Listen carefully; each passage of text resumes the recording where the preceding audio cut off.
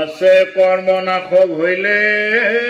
ভৌতিক শরীর পরে তেবে যোগী ব্রহ্মত মিলয় ও এরায় সংসার দুঃখ লভে ব্রহ্মানন্দ সুখ যেন জলে জল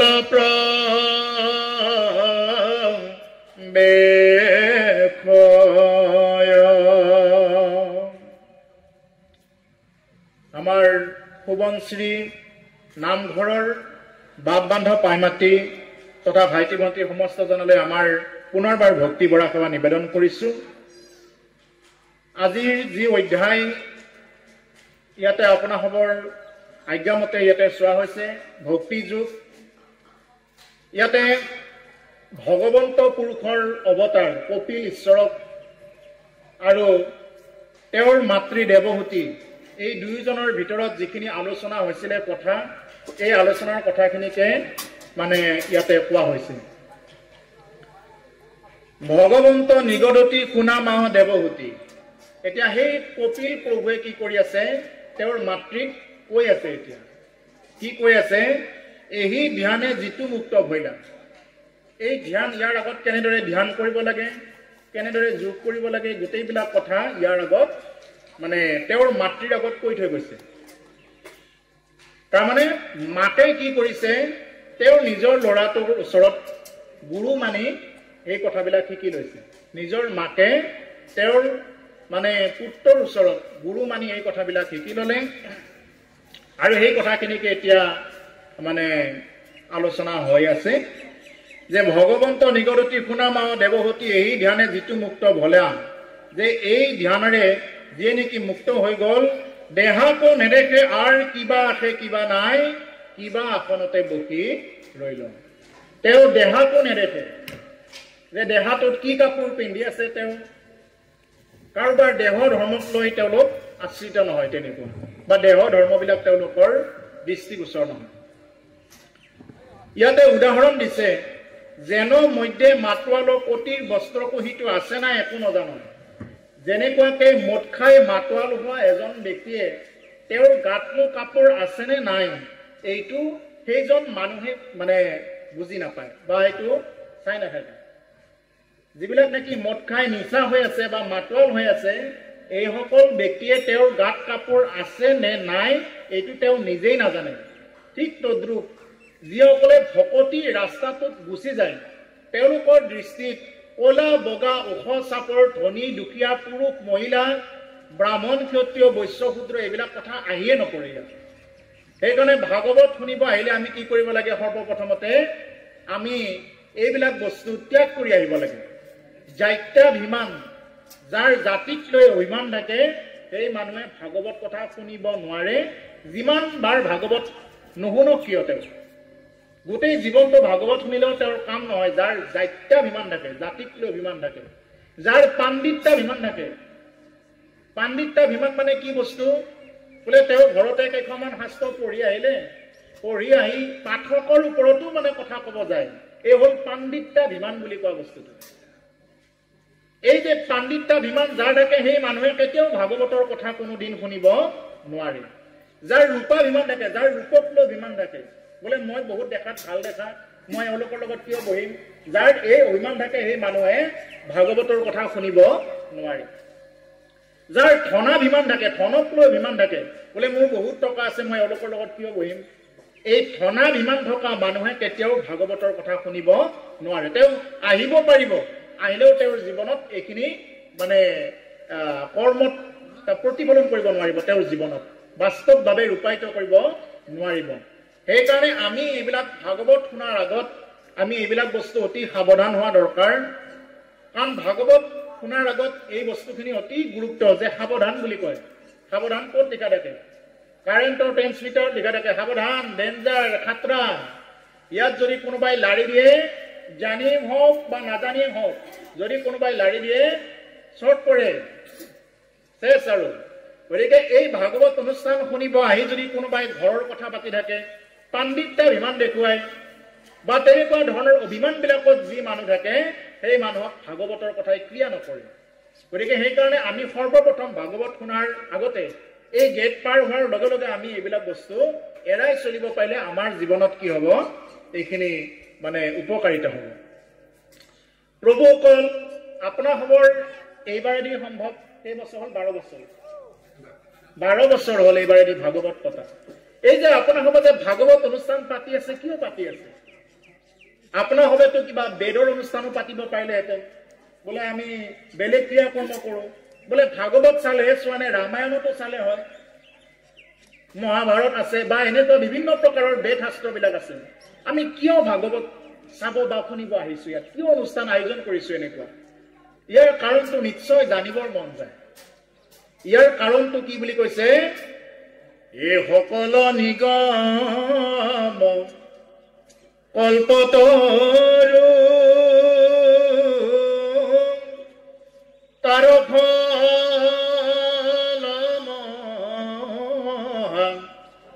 ভাগৱত হুকমুখে কি ভূমিত বৈলাবিদিত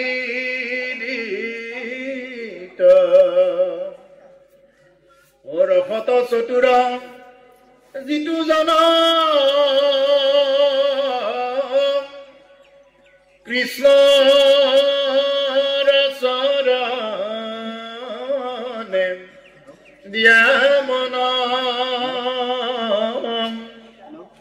পৰম সন্তোষে পিয়ুক ৰসয়মৃত পৰম সন্তোষে পিয়ুক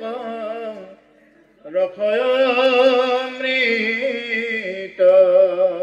কৃষ্ণ বাপসকল এটা যে সকলো নিগম কল্প তৰু তাৰ ফল মহাভাগৱত আগতে কি হৈ আছিলে ভাগৱত ফল হৈ আছিলে শুক মুখেৰে যেতিয়া এই ভাগৱত ভূমিত পৰিল আহি তেতিয়া এই ভাগৱত কি হৈ গ'ল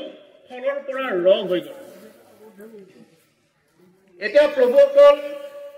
মহামুনীন্দ্ৰ মহন্ত শুকদেৱে মহাৰাজ পৰীক্ষিতৰ আগত বেলেগ শাস্ত্ৰও ক'ব পাৰিলেহেঁতেন বেলেগ বেদ পঢ়িব পাৰিলেহেঁতেন তেওঁতো নজনা নহয় তেওঁ যে ভাগৱত কথা কৈছে গংগাৰ তীৰত কিয় কৈছে শুক মুখদ্ৰমৃত দ্ৰৱ সংযুতম পিবত ভাগৱত ৰসমালয়ম মুহুৰহু ৰসিকা ভূবিভাগ বুলি কৈছে যে শুকৰ মুখেৰে যি আহিল যি কথা ব্যক্ত হ'ল নিগৰি আহিল আগতে ভাগৱত ফল হৈ আছিলে এই ফলৰ পৰা শুকৰ মুখেৰে যেতিয়া ভূমিত পৰিল লগে লগে ফলৰ পৰা কি হৈ গ'ল ৰস হৈ গ'ল সেইকাৰণে কৈছে ৰসত চতুৰ যিটো জন কৃষ্ণৰ চৰণ দিয়া মন পৰম সন্তোষে পিয়ুক এইবাৰ ফল অমৃত নহয় ৰস অমৃত যে ৰসত চতুৰ যিসকল সুবনশ্ৰী গাঁৱৰ দৰে নামঘৰৰ লগত জড়িত যিসকল আছে আই মাতৃসকল বাপ বান্ধৱ সমস্ত জনা যে আপোনাসৱ ৰসত চতুৰ যাৰ কাৰণে এয়া 12 নম্বৰ ভাগৱত মানে আয়োজন কৰিছে 12 বছৰ এইবাৰ এইটো কম সহজ কথা নহয় এই যে আপোনাসৱে ৰসত চতুৰ আৰু ৰসত চতুৰ হোৱাৰ কাৰণত আপোনাসৱৰ দৰে ৰসত চতুৰ লোকসকলে এই ভাগৱতৰ ৰসবিলাক ল'বৰ কাৰণে জানে আৰু ৰসত যি চতুৰ নহয় তেওঁলোকে ভাগৱত অনুষ্ঠানত আহিব নোৱাৰে আৰু আহিলেও তেওঁ কি কৰিব নোৱাৰে এইবিলাক কথা শুনিব নোৱাৰে এখন কাণেৰে সোমাব এখন কাণেৰে ওলাই যাব গতিকে সেইকাৰণে যিসকল ৰসত চতুৰ আছে ৰসত চতুৰ লোকসকলে কি কৰিব পাৰে কৃষ্ণৰ চৰণত দিয়া মন পৰম সন্তোষে পিয়ুক ৰস অমৃত যে কৃষ্ণৰ চৰণত মন প্ৰাণ দি কি কৰা এই ৰসবিলাক পান কৰা প্ৰভুসকল শুক মানে কি বুলি বুজো ভাটৌ চৰাই ভাটৌ চৰাই যিটো ফলত মুখ দিয়ে এই ফলটো খাবলৈ বৰ সোৱাদ হয় বৰ মিঠা ভাটৌ চৰায়ে যিটো ফলত মুখ দিয়ে এই ফলটো খাবলৈ বৰ সোৱাদ হয় ঠিক তেনেকুৱাকে শুকমুনিয়ে যিভাগ শাস্ত্ৰত মুখ দিছে এই শাস্ত্ৰভাগ সঁচা ইয়াত মানে ৰস আছে কিন্তু আমি এই ৰসটো ল'ব জানিব লাগে আৰু কোৱাও ক'ব জানিব লাগে তেতিয়াহ'লে কি হৈ যায় যে ইয়াত ৰসখিনি ওলাই ৰসত চতুৰ লোকসকলে কি ক'ব পাৰে কৃষ্ণৰ চৰণত মন প্ৰাণ দি এই কথাবিলাক যদি লয় তেতিয়াহ'লে তেওঁৰ জীৱনত এই ভৱসংসাৰ তৰাত কোনো ধৰণৰ চিন্তাই কৰিব নালাগে। এতিয়া প্ৰভুসকল আপোনালোকে নিশ্চয় বুজি পালে যে আমি ভাগৱতনো কিয় আয়োজন কৰিব লাগে কলিৰ যুগত। কলিৰ যুগত অন্য বহুত বেদ বেদাংগ শাস্ত্ৰ আছে, কিন্তু তাৰ মূলত ভাগৱতে যি আমাক আধ্যাত্মিক মাৰ্গ দেখুৱাইছে, ভজন মাৰ্গ দেখুৱাইছে, এনেকুৱা ভজন মাৰ্গ আৰু বেলেগ শাস্ত্ৰত নাই। সেইকাৰণে এই ভাগৱত কলিৰ যুগত শুনা হয়। আৰু কলিৰ যুগত এই ভাগৱত কৈয়ে কি কৰিছিলে, মহামুনীন্দ্ৰ মহন্ত শুকদেৱে মহাৰাজ পৰীক্ষিতক গুটি দিয়াব পাৰিছিল। আৰু কৈছে যে যেতিয়া নেকি এই কৰ্মবন্ধনবিলাক নাশ হৈ যাব তেতিয়াহ'লে কি হ'ব, তেওঁ তেৱে যদি ব্ৰহ্মত মিলয় তেতিয়াহে সেইজন ব্যক্তি ব্ৰহ্মৰ লগত মিলি যাব পাৰিব, নহ'লে ব্ৰহ্মৰ লগত মিলিব নোৱাৰিব। এটা এটা মানে শ্লোকত বিভিন্ন ডাঙৰ ডাঙৰ তত্ত্ববিলাক কৈ আছে যে আমি যিহেতু ব্ৰহ্মৰ অংশ প্ৰভুসকল, আমি পৰম ব্ৰহ্মৰ অংশ, আমি জীৱজাত। গতিকে সেইকাৰণে যে যেতিয়া নেকি আমাৰ এই কৰ্মবিলাক নাশ হ'ব, পাপ আৰু পুণ্য এই দুয়োটা বস্তু কি হ'ব, নাশ হ'ব লাগিব। যদি পুণ্য বহুত থাকে তথাপিও তেওঁ আহিব লাগিব, সুখ ভুঞ্জিব লাগিব, আৰু যদি পাপ থাকে, পাপ থাকিলেও তেওঁ আহিব লাগিব। এই পাপ আৰু পুণ্যক মানে কি কৰিব লাগিব, একদম নোহোৱা কৰি আমি মানে পৰম পুৰুষৰ লগত একেলগে মিলিত হ'ব পাৰিব লাগিব। সেইকাৰণে কৈছে যে তেতিয়াহে সেই যোগী ব্ৰহ্মৰ লগত মিলি যাব পাৰে। এৰাই সংসাৰৰ দুখ, লবে ব্ৰহ্মানন্দ সুখ, যেন জলে জল প্ৰৱেশ হয়। আৰু তেতিয়া এই সংসাৰৰ দুখবিলাক তেওঁ এৰিব পাৰিব। সংসাৰৰ যিবিলাক দুখ আছে, সংসাৰখনটো সুখৰ বস্তু নহয়। আমাৰ বহুতে ভাবি থাকে বোলে এই সংসাৰখনত মই ঘৰ বান্ধিলে সুখ পাম, গাড়ী ল'লে সুখ পাম, এসাঁজ ভাত খালে সুখ পাম। যিমান যি কৰিলেও কোনোবা 100% সুখী হ'ব পাৰিছেনে? কোনোবাই যিমানে যি নকৰক বোলে আজি এসাঁজ ভাত খালে আৰু খাব নালাগে নেকি? এতিয়া যে বিহুত যে খালে কিছুমানে উদয়পুৰে খালে, আৰু কি খাব নালাগে? আৰু কি তেওঁৰ জিভাডালে কৈছেনে কোনোবা দিনা বোলে আজিৰ পৰা আৰু খাব নালাগে দিয়ক, এইবুলি কৈছেনে? নাই কোৱা। বোলে কাপোৰ পিন্ধিলে, খুব ধুনীয়া কাপোৰ আনিলে, বোলে আজিৰ পৰা আৰু কাপোৰ নিপিন্ধো, কৈছে নেকি? নাই কোৱা। গতিকে সেইকাৰণে আমাৰ ইন্দ্ৰিয়বিলাক হ'ল চববিলাক ফুটা একো একো। এইবিলাক জীৱ ভগৱন্ত পুৰুষক নোপোৱালৈকে ইয়াত পুনৰূপী জনমম, পুনৰূপী মৰণম, পুনৰূপী জননী যথৰে শয়নম, পুনৰবাৰ জননীৰ যথৰাগ্নিত প্ৰৱেশ কৰিবই লাগিব। আৰু যেতিয়ালৈকে ভগৱন্তক নাপায় তেনেকুৱাকে ঘূৰি ফুৰিব লাগিব, আৰু যেতিয়া ভগৱন্তক পায় তেতিয়া আৰু তেওঁ পুনৰবাৰ ইয়াত অহা যোৱা কৰি থাকিব নালাগে। এই কপিল দেৱহূতি সংবাদতে কৈছে খুব সুন্দৰকৈ যে যেতিয়া নেকি এটা জীৱ মাতৃ গৰ্ভত আহিব লগা হয় কিমান কষ্ট হয়। মাকৰ সেই সময়খিনিত খাৰ খাওঁ খাওঁ লাগি থাকে, টেঙা খাওঁ খাওঁ লাগি থাকে। এটা সন্তান যেতিয়া গৰ্ভৰ ভিতৰত থাকে তেতিয়া কি কৰে, মাকে যি খায় এইবিলাকে মানে সন্তানটোৰ দেহাত মানে ক্ৰিয়া কৰে। আপ্যায়নী নাৰীৰ যোগেদি এই সন্তানটোৱে 5 মাহৰ পৰা মাকে যি খায় এই সন্তানটো সেইটো প্ৰাপ্ত কৰে আপ্যায়নী নাৰীৰ যোগেদি 5 মাহৰ পৰা। সেইকাৰণে 5 মাহত আমাৰ যে পঞ্চামৃত খুৱাই, তাৰ কাৰণে পঞ্চামৃত খোৱাৰ নিয়ম এটা আছে 5 মাহ। তাৰমানে 5 মাহৰ পৰা এই শিশুটোৱে মাকে যি খায় তাকে খাব পৰা হৈছে। গতিকে সেই শিশুটোৱে যেতিয়া নেকি তেনেকুৱাকে থাকে, গৰ্ভৰ ভিতৰত মল মূত্ৰৰ গোন্ধত তেনেকুৱাকে শিশুটোৱে মানে হাত ধৰি লৰাও বুলি লৰাব নোৱাৰে, তেনেকুৱা এটা অৱস্থাত তাতে থাকে। তেতিয়া এই শিশুটোৱে নেদেখাজনৰ ওচৰত প্ৰাৰ্থনা কৰে। শিশুটো মানে আমাৰ নিজৰ কথাকে কৈ আছো, আমিও তেনেকুৱা কৰি আহিছো। বোলে যদি কোনোবা আছা, ভগৱান বুলি যদি কোনোবা আছা, তুমি মোক দেখা দিয়া, মই তোমাকেই ভজনা কৰিম। যদি কোনোবা ঈশ্বৰ বুলি বস্তু আছা, মই তোমাকেই ভজনা কৰিম, তুমি মোৰ আগত প্ৰকট হোৱা। আৰু তেতিয়া ভগৱন্ত পুৰুষে প্ৰকট হৈ তেওঁ কি কৰে, মানে প্ৰকৃতি বায়ুৰ সহায়ত তেওঁক পুনৰ বাহিৰলৈ লৈ যায়। এই শিশুটোৱে যেতিয়া জ্বালা পায় খাৰ টেঙা এইবিলাক যেতিয়া মাকে খাই দিলে খুব জ্বালা পায় বহুত কষ্ট পায় শিশুটোৱে মাকৰ আকৌ সেইখিনি সময়ত বহুত খাওঁ খাওঁ মন মাকৰ সেই সময়খিনিত বহুত খাওঁ খাওঁ মন আনকি পোলাও খাইছিলে আগতে আজিকালি এই কমিছে কিয় খাই জানে তাৰমানে এই শিশুটোৱে গৰ্ভত থাকি কি কৰিব লাগিব নৰক ভোগ কৰিব লাগিব নৰক যান্ত্ৰণা তেওঁ ভোগ কৰিব লাগিব কাৰণ তেওঁ আগতে বহুত পাপ কৰি আহিছে নহয় এইখিনি ভোগ কৰিব লাগিব তাৰ কাৰণে মাকক লোভ দেখুৱায় আৰু মাকৰো সেইখিনি সময়ত খাওঁ খাওঁ লাগিব আৰু সন্তানটোৱে মাকৰ গৰ্ভত থাকি বেটি চিন্তা কৰে এই মোক গৰ্ভৰ ভিতৰত থাকোঁতে ইমান জ্বালা দিছা ময়ো ওলাই গৈ তোক জ্বালাটো দি আছো আৰু সেইকাৰণে আজিকালি ওলাই আহি যে এই যে জ্বালাটো দিয়ে মোবাইল লাগে বুলি ঘৰ চৰতে ভাঙি দিয়ে গাড়ী লাগে ডিমাণ্ড যে দিয়ে এইবিলাক যে জন্ম পায় তাৰ কাৰণে জন্ম পায় কপিল দেৱতী সম্বন্ধে কৈছে এইবিলাক কথা গতিকে সেইকাৰণে যে এটা জীৱ যেতিয়া গৰ্ভত স্থিতি লয় সেইখিনি সময়ৰ পৰা আমি টেঙা তিতা খাৰ এইবিলাক খোৱাৰ পৰা অলপ দূৰত থাকিব লাগে যিকোনো কথা ক'ব নালাগে যিকোনো আচৰণ কৰিব নালাগে তেতিয়াহ'লে সেই সন্তানো খুব সুন্দৰ হ'ব অকণমান কিবা দেখিলেই বুজি পোৱা হ'ব স্মৃতি শক্তি বৃদ্ধি পাব নিৰোগী সন্তান তেতিয়াহে আহে আৰু এইবিলাক কথা শুনে কোনে এতিয়া উদীয়মান যুৱ প্ৰজন্মবিলাক বহুত কম ভাগৱত কোনে শুনিব লাগে আমাৰ বহুতৰ ধাৰণা যে ভাগৱত শুনিব লাগে চুলি তুলি পকাবিলাকে বুঢ়াবিলাকে শুনিব ভাগৱত উদীয়মান যিবিলাক যুৱক যুৱতী আছে তেওঁলোকেতো নুশুনেই আৰু প্ৰায় ইয়াতেতো কেইজনমান দেখা পাইছোঁ আপোনালোকৰ গাঁৱত কিছুমানত আৰু এজনো দেখা নাপায় তেওঁলোকৰ এটা ধাৰণা হ'ল যে ভাগৱত কোনে শুনে বুঢ়াবিলাকেহে শুনে চুলি পকাবিলাকে ডেকা চেঙেৰা মানুহবিলাকেতো ভাগৱত নুশুনে আচলতে ভাগৱত শুনিব লাগে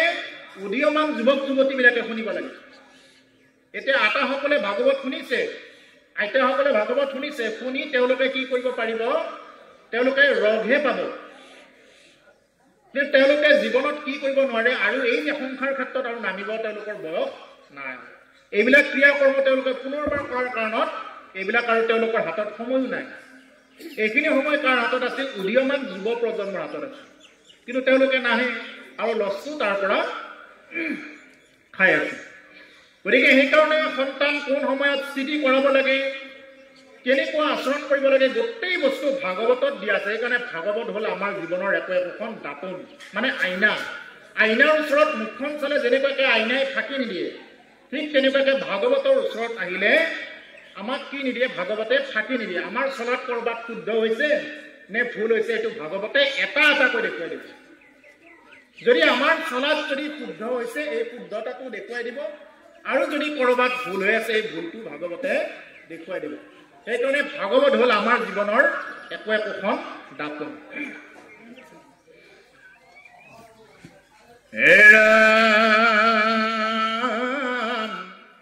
এই বুলি কৃপাময় মনে ৰহিল অন্ততয় দেখি দেৱী পুচন্ত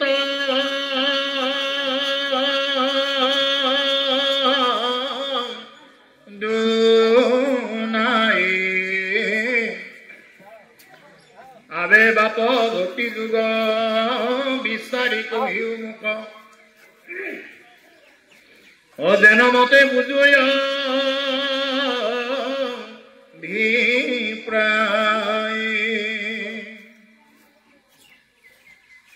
এই বুলি কৃপাময় মৌনে ৰহিল অন্ততয় দেখি দেৱী পুচন্ত দুনাই এই বুলি এইখিনি কথা কৈ থাকে দেখি কপিল প্ৰভুৱে বা কপিল ঈশ্বৰে অকণমান মৌন হৈ ৰৈছে কথাখিনি কৈ থাকে দেখি কাৰণ আগৰ পৰা কৈ আছে দেখি দেৱী পুচন্ত দুনাই এইবাৰ দেৱহতী আহে কি কৰিছে আকৌ পুনৰবাৰ সুধিছে আবে বাপ ভক্তি যুগ বিস্তাৰি কহিও মোক হে বাপ মোক ভক্তি যুগৰ কথা আৰু কোৱা বিস্তাৰ কৰি কোৱা মই আৰু বিস্তৃতভাৱে শুনিব খোজো যেনমতে বুজো অভিপ্ৰায় যে যেনেদৰে মই বুজি ল'ব পাৰোঁ এনেকুৱাকে বুজাই দিয়া হে বাপ এই বুলি কি কৰিছে নিজৰ সন্তানক নিজৰ ল'ৰাটোক তেনেকুৱাকে কৈছে আৰু শুনিব ইচ্ছা কৰিলেহে মানে বক্তাজনেও শুনাব কথাখিনি যদি শ্ৰোতাই শুনিব নোখোজে তেতিয়াহ'লে বক্তাই কেনেদৰে শুনাব গতিকে সেইকাৰণে এতিয়া যেতিয়া শ্ৰোতাগৰাকীয়ে কৈছে বোলে হে বাপ মই শুনিব খোজো বিস্তাৰিতভাৱে তেতিয়া এওঁলোৰ মনত মানে খুব ইচ্ছা যাব আৰু জীৱ সমস্তৰ বিধিৰ সংসাৰ যেন তাকো কয়ো প্ৰপঞ্চী মাত জানিলে লোক সমস্ত পাপত হন্তে বীৰগতি হইবে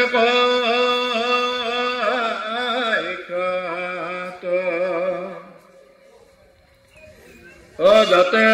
হন্তে হইয়া ভয় লোকে পুণ্য আশ্ৰয়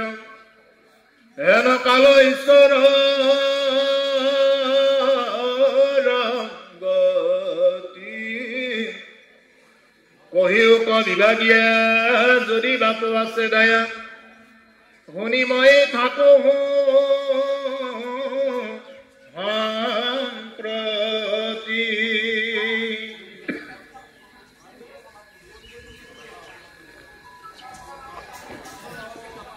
যাহাক জানিলে লোক সমস্ত পাপত হন্তে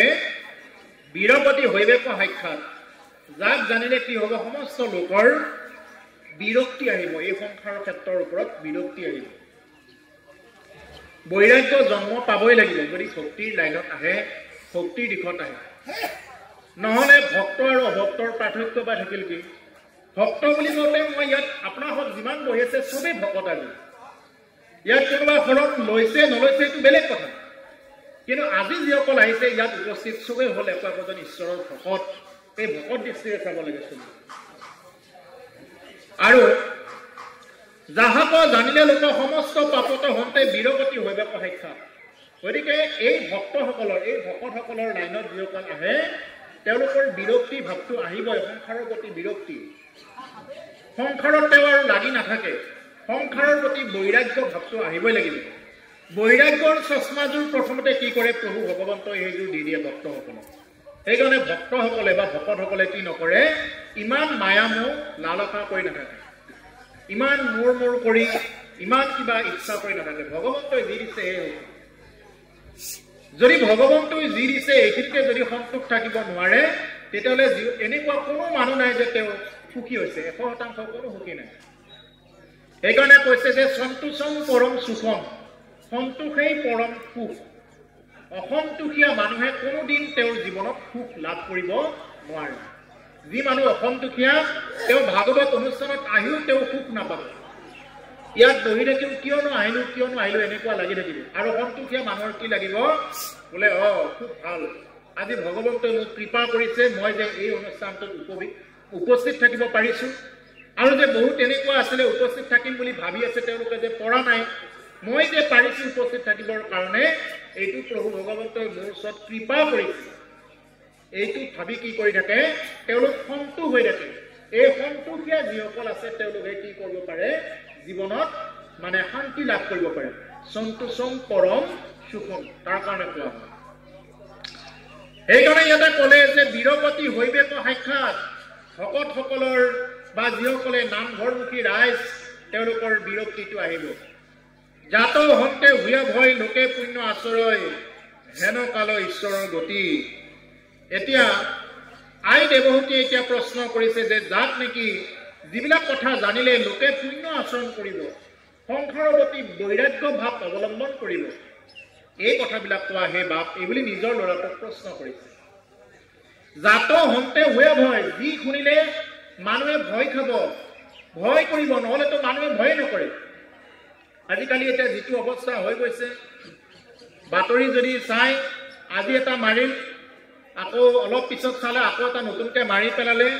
কেৱল মাৰা কাটা এইবিলাকে খবৰ কি কাৰণত এইবিলাক হৈ আছে আৰু মন কৰিব এইবিলাক যিমানে হৈ আছে সিমানে প্ৰকৃতিৰ গৰ্ভৰ পৰা যিমানবিলাক বস্তু ওলাইছিলে চব প্ৰকৃতিয়ে লুপ্ত কৰি লৈ গৈ আছে এতিয়া আগতে পানী কিনি খাইছিলে নেকি মানুহে এতিয়া পানী বটল কিনিব লগাত পৰিছে এটা সময়ত যেতিয়া পানী বিকাৰ কথা কৈছিলে তেতিয়া মানুহে মানে চিন্তা কৰিছিলে পানীও কিনি খাব লাগে নে বাৰু কিন্তু এতিয়া সেইটো মানে বাস্তৱত আহিছে যে পানী সঁচাকৈ কিনি খাব লগা হয়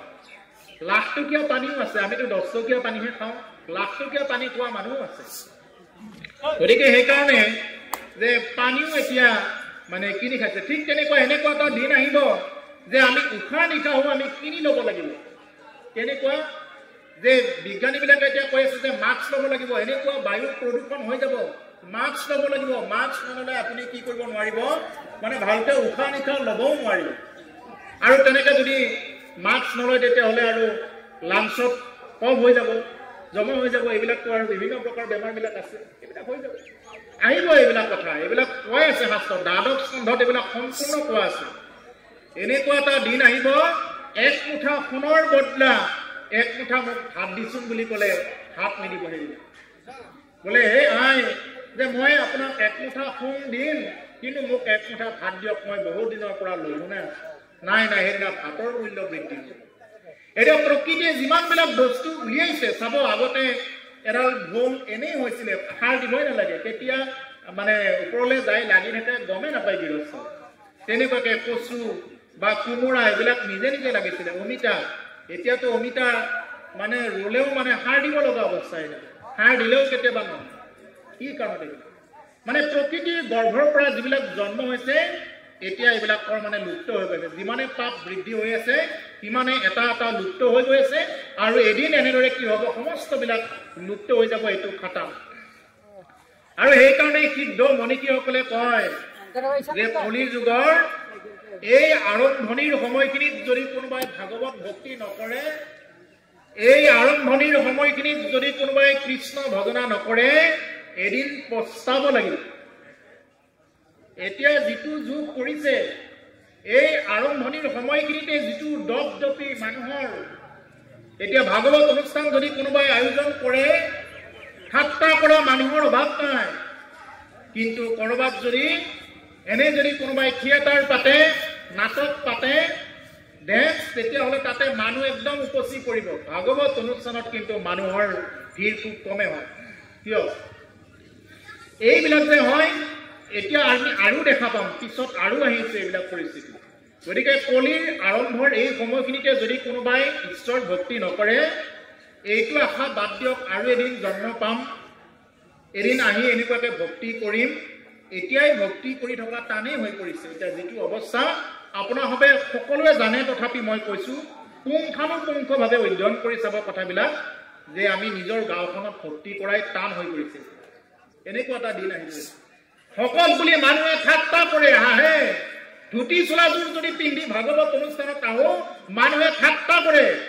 হাঁহে তেনেকুৱা মানুহৰ অভাৱ নাই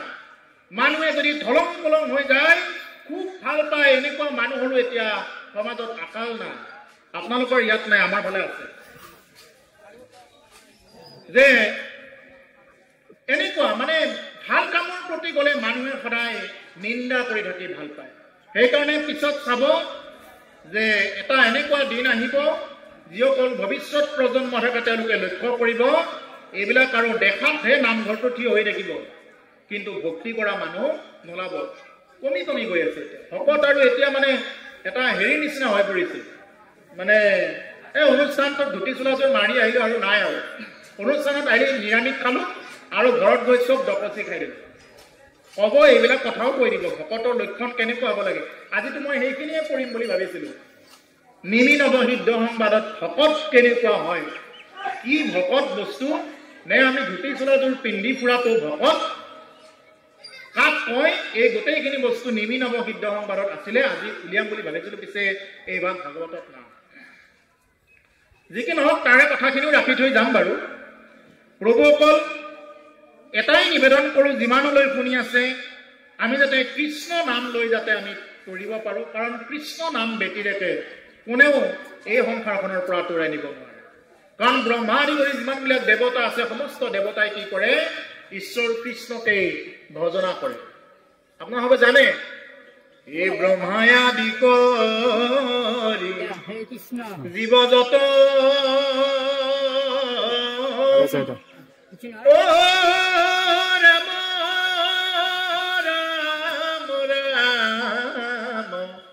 ৰাম ৰাম ৰাম ৰাম মায়া ভোজে মাজে স্বয়ং ঘুমতি যায় মায়া ভোজে মাজত যিমানবিলাক আছে চব ঘুমতি যে তুমি চৈতন্য, তুমি কেৱল চৈতন্য, হে প্ৰভু ভগৱন্ত ঈশ্বৰ কৃষ্ণ, বাকী চব আমাৰ ইয়াৰ পৰা ভূ ভুৱ জন তপ মোহ সত্য লোকলৈ যিমানবিলাক দেৱতা আছে, এই সমস্ত দেৱতা কি হৈ আছে? কালৰ অধীন। তেওঁলোকৰ মৃত্যু আছে, তেওঁলোকৰ যিদৰে জন্ম আছে তেওঁলোকৰ মৃত্যু আছে। আমাৰ মনুষ্যৰ যেনেদৰে জন্ম আছে মৃত্যু আছে, ঠিক তেনেকুৱাকে তেওঁলোকৰ হয়তো আয়ুসটো ইফাল সিফাল হ'ব পাৰে, অনেক আয়ুস তেওঁলোকে থাকে, এইটো সঁচা, কিন্তু তেওঁলোক মানে অমৰ নহয়। গতিকে সেইকাৰণে যে তেওঁলোকৰ ধ্বংস আছে, গতিকে একমাত্ৰ মানে স্থিৰ হৈ থকা একমাত্ৰ ঈশ্বৰ পুৰুষ ভগৱন্ত কৃষ্ণ, আৰু আমিও সেইকাৰণে সেইজন ভগৱন্ত পুৰুষৰ শ্ৰীচৰণত শৰণ ল'ব লাগে। আৰু তাকে এতিয়া দেৱহূতি আয়ে সুধি আছে, জাত হন্তে ভূয়া ভয় লোকে পুণ্য আচৰ হেন কাল ঈশ্বৰৰ গতি। কালৰ কেনেকুৱা গতি, ঈশ্বৰৰ কি গতি, ঈশ্বৰ কি বস্তু হয়, এই গোটেইবিলাক কথা কৈ যাব, এই বুলি নিজৰ ল'ৰাটোক প্ৰশ্ন কৰিছে। কহিউক বিভাগীয়া যদি বাপ আছে দায়া, শুনি মই থাকোঁ সম্প্ৰতি। যে মোক ভাগে ভাগে কওক হে বাপ বুলি কৈছে, যদি বাপ আছে দায়া, মোক যদি দয়া কৰা হে বাপ, মই শুনি মই থাকোঁ সম্প্ৰতি, মই শুনি থাকিম এই কথাবিলাক। মোক যদি দয়া কৰে আপুনি কৈ যাওক। ভাগৱত এনেদৰে শুনিব লাগে। এতিয়া মানুহে ভাগৱত মানে কেতিয়াবা এনেকুৱা কৰে, পঢ়ি থাক আৰু যি পঢ়া পঢ়ি থাক আৰু এনেকুৱা মানে কথাবিলাক গুৰুত্ব নিদিয়ে। যদি তেনেকুৱা হয় ভাগৱতৰ কথাই তেওঁলোকৰ জীৱনত ক্ৰিয়া নকৰে। এতিয়া এওঁ কি কৰিছে, মানে খুব আগ্ৰহী হৈ কৈছে যে হে বাপ, যদি মোৰ ওপৰত দয়া কৰা তেতিয়াহ'লে মানে এই কথাবিলাক শুনোৱা বুলি কৈছে।